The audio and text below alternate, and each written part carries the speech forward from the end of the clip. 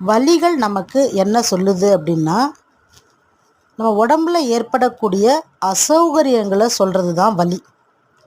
So வலி உடம்புல வருது அப்படின்னா அதை சாதாரணமாக விட்டுறக்கூடாது.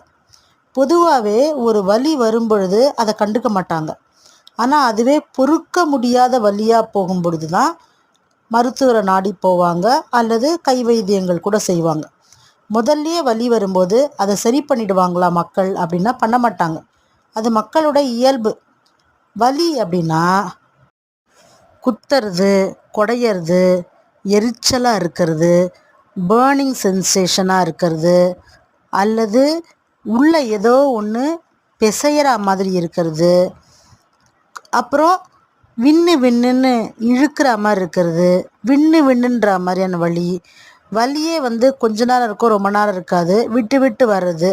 இப்படி வலிகள் பல வகை இருக்குது. அப்போ வலி எதனால் வருது அப்படின்னா அந்த காரணம் தெரிஞ்சிருச்சுன்னா வலியை சரி பண்ணிடலாம். இப்போது இந்த வலி பார்த்திங்கன்னா 2 விதம். ஒன்று சிஎன்எஸ், ஏஎன்எஸ்ன்னு சொல்லுவாங்க. சென்ட்ரல் நர்வஸ் சிஸ்டம் மூலமாக வரக்கூடிய வலிகள், அல்லது அட்டானமிக் நர்வஸ் சிஸ்டம் மூலமாக வரக்கூடிய வலிகள்.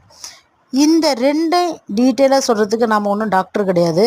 பட் இருந்தாலும் வலிகள் சிஎன்எஸ்லேருந்து வருதுன்னா அது மூளையிலேருந்து சமிங்கைகளாக நமக்கு வரக்கூடிய வலிகள்னு அர்த்தம்.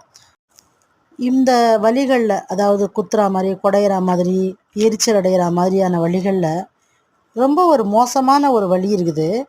அதை நம்ம என்னன்னு சொல்லுவோன்னா சைக்கோஜெனிக் பெயின்னு சொல்லுவோம். அதாவது இது உளவியல் சார்ந்த வலி. உண்மையிலே அந்த முட்டிலேயோ அல்லது கால்லையோ அல்லது கையிலையோ உண்மையாகவே உடல் சார்ந்த அது வலியாக இருக்காது, மனம் சார்ந்த வலியாக இருக்கும். ஸோ இது எல்லாமே சைக்கோசோமேட்டிக் டிஸார்டர்ஸு.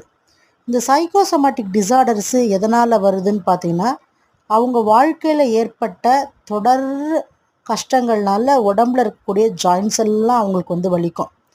எதுவாக இருந்தாலும் வலிகளுக்கு எடுத்த உடனே மாத்திரைகள், மருந்துகள் தீர்வு கிடையாது. அந்த நாள் வாழ்க்கை முறை என்ன? சாதாரண தைலங்கள், எண்ணெய்களை வலி எங்கே இருக்குதோ அங்கே தடவினா போதும், வலி சரியாயிடும். அது சரியாகாத பட்சத்தில் தான் நாம் அதை சரி பண்ணுறதுக்கு உணவாக, மருந்தாக நாம் எடுத்துக்கணும். வாங்க எண்ணெய் தயாரிக்கும் தொழிலை கற்றுக்கலாம்.